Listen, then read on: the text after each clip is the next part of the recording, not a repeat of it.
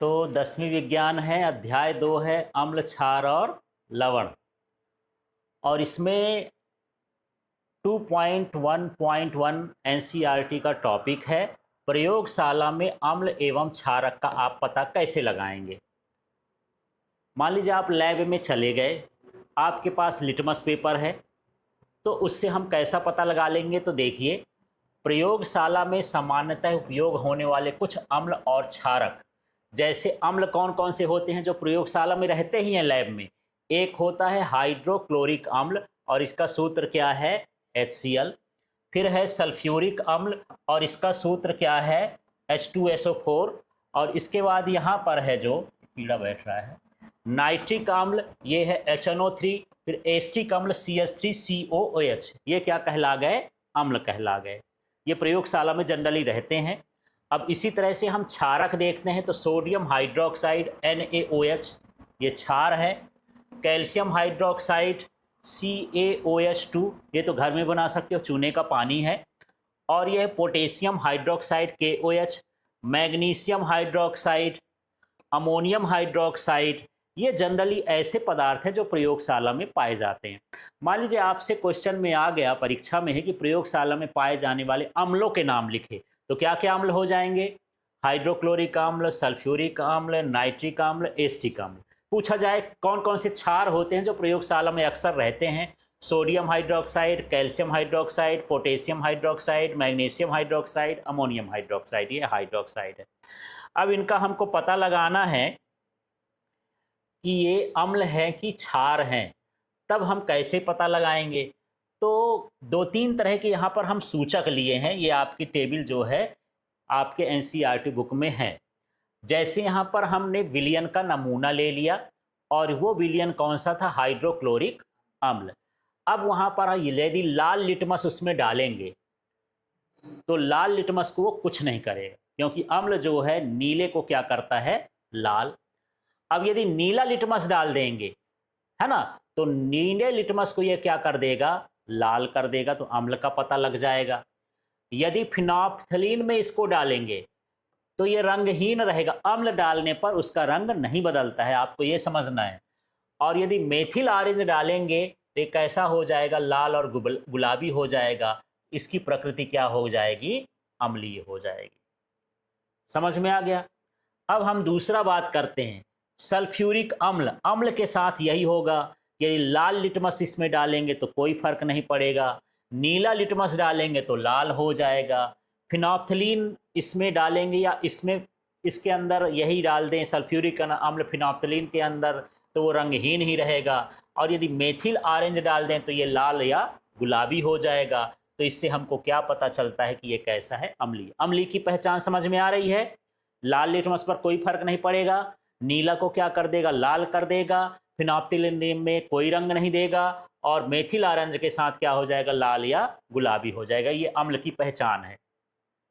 अब नाइट्रिक अम्ल की बात करते हैं, तो ये भी अम्ल है, मतलब लाल लिटमस को कुछ नहीं करेगा, लेकिन नीले लिटमस को क्या कर देगा, लाल कर देगा। यदि फिनोल्फ्थलीन विलयन में डाला जाए तो रंगहीन ही रहेगा, और यदि मेथिल ऑरेंज के साथ क्रिया कराई जाए तो लाल या गुलाबी हो जाएगा। इससे पता चलता है कि ये कैसा होता है, अम्लीय होता है। तो प्रयोगशाला में ऐसे परख नली में रखा हुआ है, आपको नहीं पता कि ये कौन सा अम्ल है या कौन सा क्षार है, तो इस तरह से आप पता कर सकते हैं। लिटमस पेपर और जो भी आपके पास वहाँ पर हो, उन सूचकों से आप पता लगा सकते हैं। ठीक है। अब देखिए यहाँ पर एस्टिक अम्ल है, विलयन है आपको पता नहीं है फिलहाल, लेकिन यदि आप लाल लिटमस डाल देते हो कोई फर्क नहीं पड़ता है, नीला लिटमस डाल देते हो तो क्या हो जाता है, लाल। यहीं से पता चल गया ये क्या है, अम्ल है, क्योंकि अम्ल नीले लिटमस को क्या कर देता है, लाल कर देता है। इसके बाद यहाँ पर देखते हैं, यदि फिनोल्फ्थलीन इसमें डाल देते हैं कोई रंग नहीं निकलता है, माने ये क्या है, अम्ल है। अम्ल जो है फिनोल्फ्थलीन के साथ कोई रंग नहीं देता है।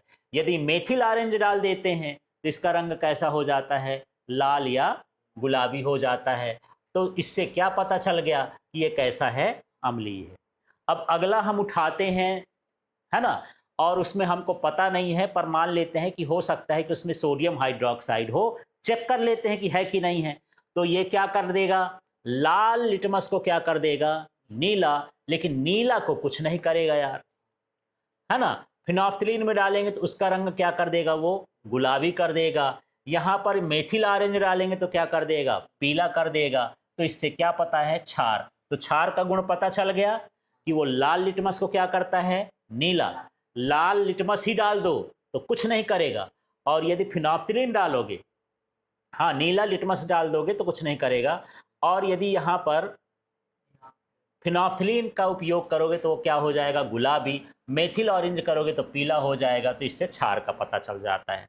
अब हमको ऐसा लग रहा कि एक परख नली में क्या है, कैल्शियम हाइड्रोक्साइड है, अंदाज है। चलो चेक करके देख लेते हैं। चेक करने का तरीका, सबसे पहले हम लाल लिटमस लेंगे और उसमें डालेंगे तो लाल को वो क्या कर देगा, नीला।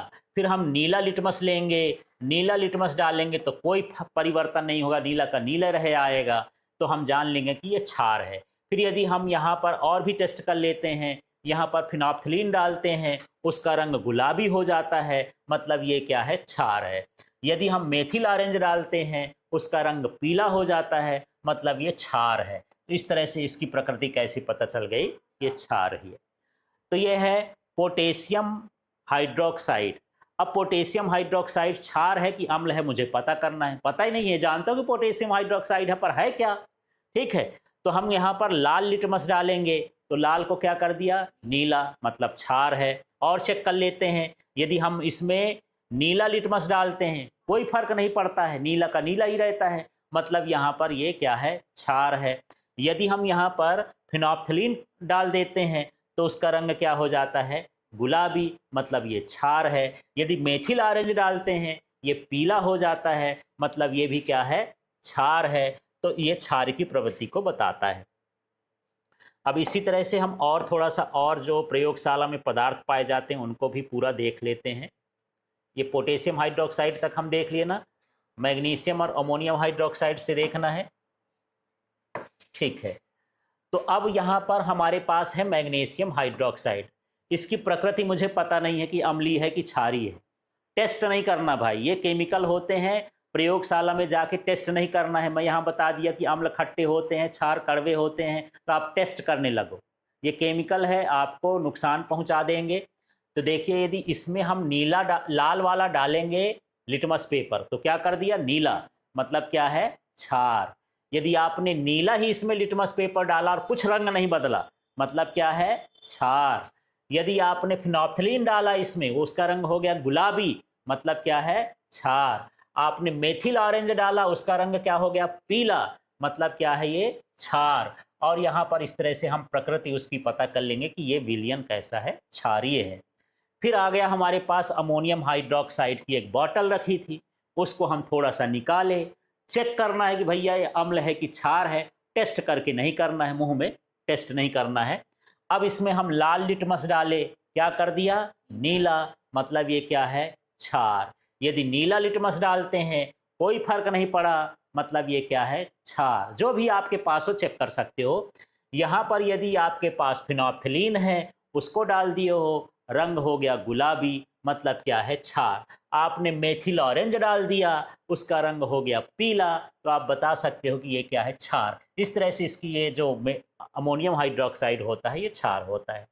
अब याद रखने वाली चीज क्या है यार, अम्ल के लिए देखो, अम्ल नीले लिटमस को क्या कर देता है, लाल कर देता है, ठीक है। और मेथिल ऑरेंज को भी क्या कर देता है, लाल। फिनोप्थिलीन के साथ कोई रंग नहीं देता, और यदि आप लाल लिटमस डालोगे तो भी कोई फर्क नहीं पड़ेगा। इतनी चीज भर याद रखना है। अम्ल के लिए क्या क्या है, नीले लिटमस को लाल करेगा, फिनोप्थिलीन के साथ कोई रंग नहीं देगा, लाल लिटमस डालोगे तो कोई रंग नहीं देगा, और यदि मेथिल ऑरेंज डालोगे तो उसको क्या कर देगा, लाल कर देगा। इस तरह से अम्ल की पहचान होती है, ठीक है। अगली पहचान यहां पर देख लेते हैं क्षार के लिए।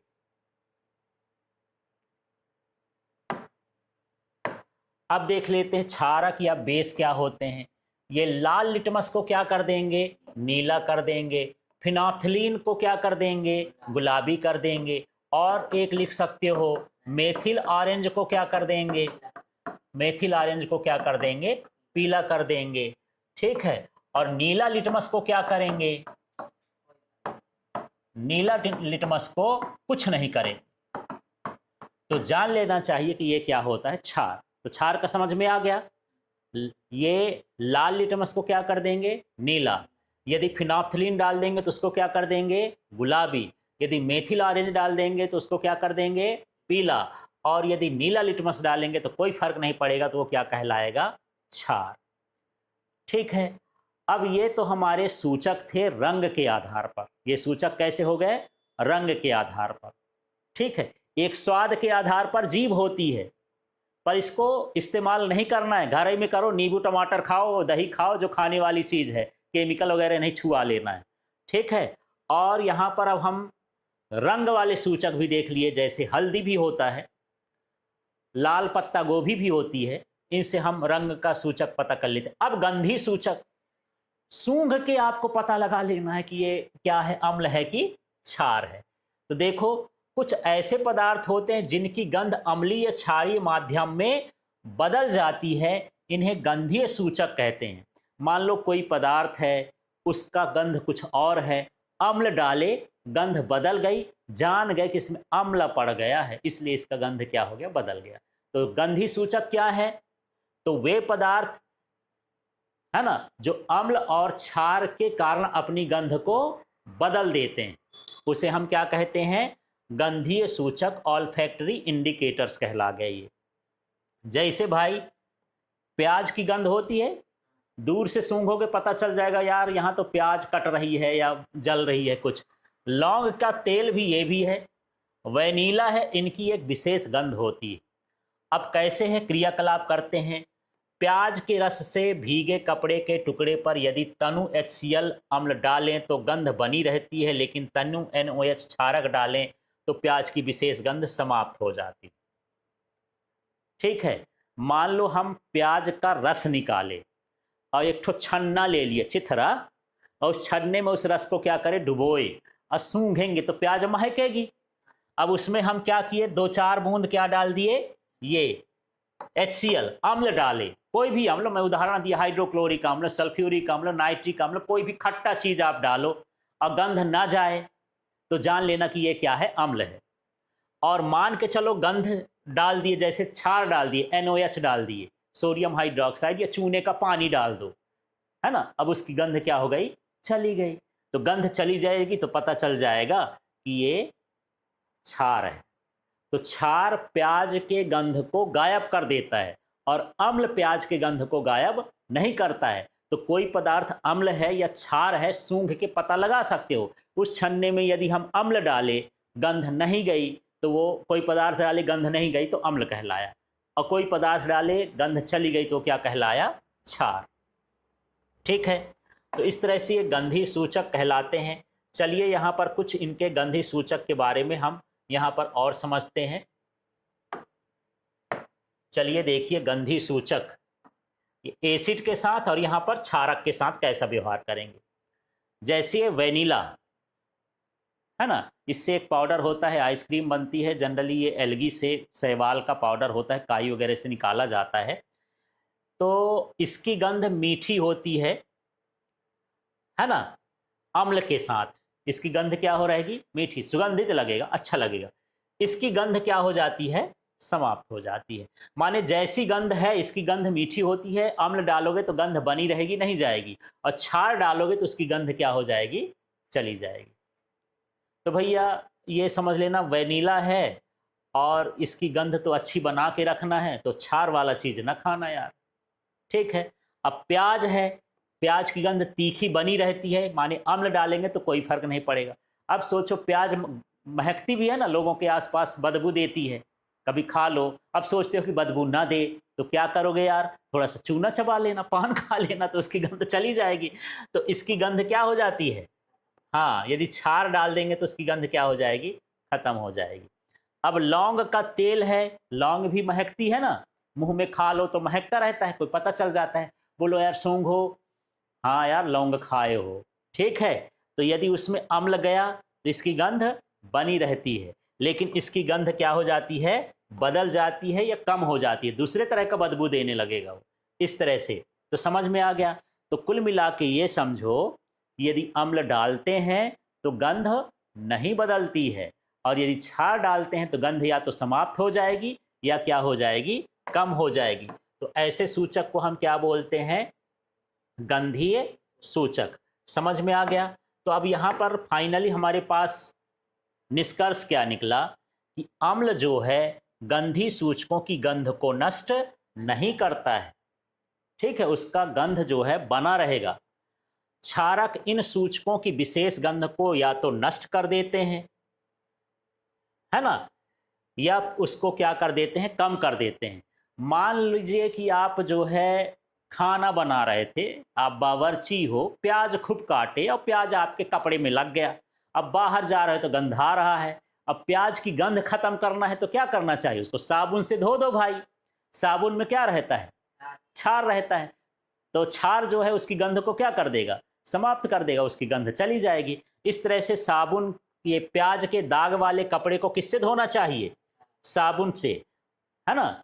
साबुन एक क्षार है तो उसकी गंध क्या होती है, चली जाती है। तो इसी तरह से लाइव क्लास के लिए आप एलके फिजिक्स ऐप को डाउनलोड कर लें। आपको साइंस का, मैथ्स का, इंग्लिश का नोट्स मिल जाएगा, क्वेश्चन बैंक मिल जाएगी, लाइव क्लास मिल जाएगी। साथ में आप एलके फिजिक्स चैनल को सब्सक्राइब कर लें, अपने साथियों को शेयर करें। Thank you.